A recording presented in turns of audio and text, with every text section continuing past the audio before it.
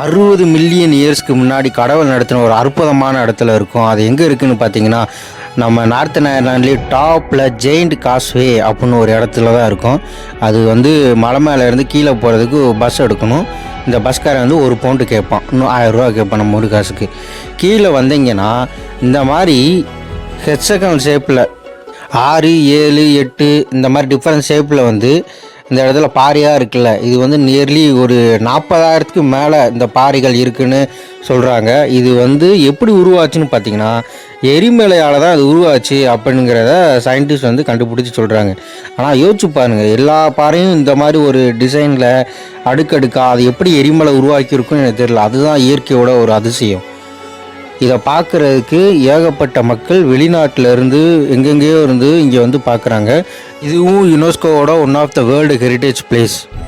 ரிட்டர்னுக்கும் bus இருக்குது, கீழே இருந்து மேலே 1 பவுண்டு.